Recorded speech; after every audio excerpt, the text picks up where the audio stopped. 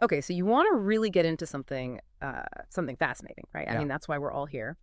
And today we are diving deep into Whisper Bridge. It's out in Blackwood Forest. You probably heard of it. Oh yeah, Whisper Bridge. It's got a reputation, and for good reason too. When you look into the stories, the first-hand accounts, it's chilling stuff. Seriously chilling. So we're talking a seemingly ordinary stone bridge, right?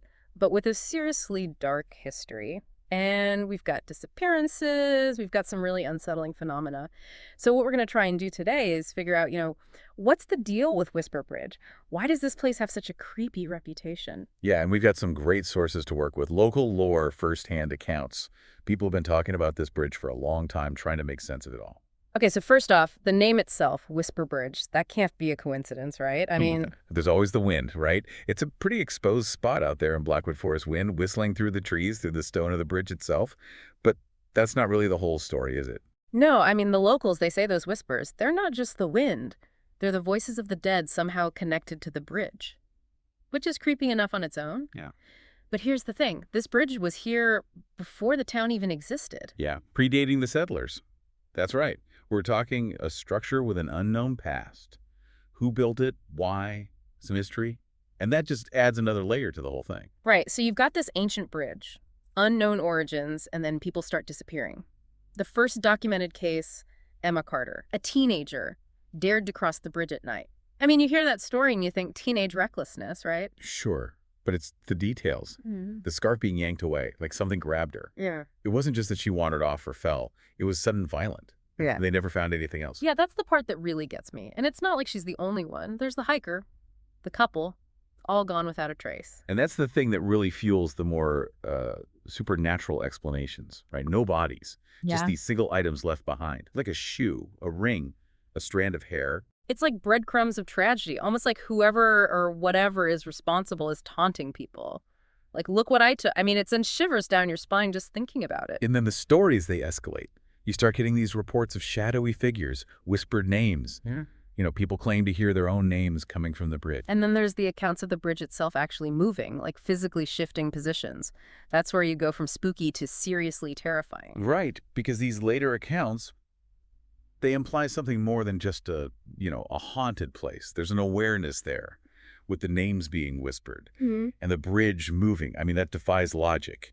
It really cements this idea of a supernatural force at work. So that brings us to Old Man Harker, last of the town's founders, and his story about this creature that lives under the bridge, a creature of rot and hunger. He claims it lures victims with illusions of their loved ones. It's classic folklore, right? The cursed entity tied to a place of tragedy. Mm. But the thing is, Harker's connection to the town's history, it lends a certain weight to his words. Maybe he knew something the rest of us don't.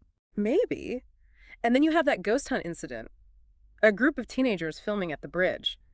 They catch these voices on tape, whispering, "Come closer." And right before the camera cuts out, there's this image, a black skeletal figure reaching up from the water. Yeah, that's the kind of story that sticks with you. The audio is bad enough, but that visual, it's pure nightmare fuel. And it adds this modern layer to the legend, right? It's not just something from the past. So the town barricades the bridge, stays away after dark. Makes sense, right? I mean, what else can you do? It's a very human reaction. Right. Trying to contain something that scares you. But the thing is, the whispers haven't stopped. They say you can still hear them, even with the barricade. So we've got documented disappearances, we've got these escalating paranormal claims, and this deep-seated local belief in something malevolent tied to this bridge. It's a lot to take in. It really is. It's this potent mix of real-life tragedy and these supernatural beliefs. It's what makes the legend of Whisper Bridge so compelling and so enduring. And that brings us to the question that pops up again and again in the accounts: do you dare cross? Considering everything we've talked about, the disappearances, the whispers, the creature, the ghost hunt. I mean, what do you make of that question? It's not just a question about crossing a bridge, is it? It's about facing the unknown, about confronting something that we don't and maybe can't fully understand. It definitely gives you pause, makes you think twice about tempting fate. Exactly. Blackwood Forest Whisper Bridge. It's a place that stays with you long after you hear the stories, don't you think? Oh, absolutely. So do you dare cross?